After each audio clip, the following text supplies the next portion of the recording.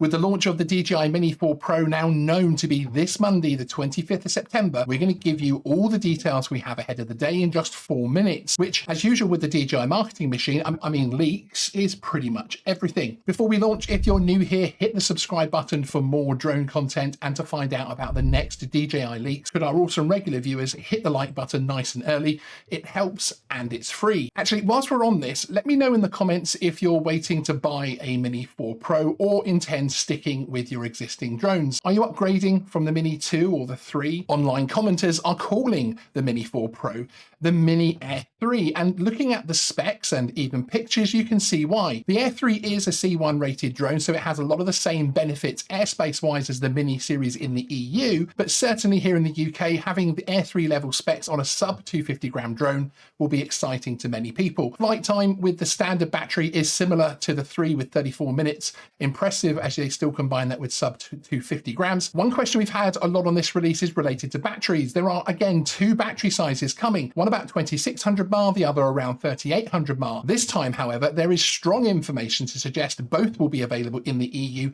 and the UK. Instead of restricting the sale of the heavier battery, DJI will instead warn users of their responsibility if the drone crosses the 250 gram barrier. Remember, here in the UK, A2 CFC holders can fly sub 500 gram drones in the same way as sub 250 gram drones, but with no intentional flights over people. So I expect the heavier battery to be very popular in the UK. Price-wise, we're expecting the drone basic package to be around 800 euros, with the RC2 combo, etc., ranging up to around 1200 euros. The camera will be the same 1/1.3 as the Air 3, which also means it's probably the stacked sensor. It will deliver 48 megapixel pictures and up to 4K at 100 frames a second, which it's the first time for the latter of those specs.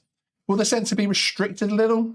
Maybe. We'll have to wait and see. As usual, we're expecting the software and how the drone processes the captures to be just as important as the sensor itself, with some good old DJI magic in there. Range will be up to 20 kilometers depending on your region, with full HD transmission back to the app. There are also some very fancy new sensors giving omnidirectional detection. Now, this will open up new styles of intelligent flight mode and improve others, and a few other benefits that we're hearing are coming in future updates along the road. Some highlight intelligent features include focus track for moving objects, full waypoint missions, hyperlapse, which is also rumored to be up to 4K. One of the marketing shots shows an LTE setup. This would allow you to control the drone over a cellular network, but as with previous releases, do not expect to see this available to many of the Western countries, including the UK and US, due to security fears. The Omni sensors are all at the front, so some people's hope of the old Mini 3 batteries fitting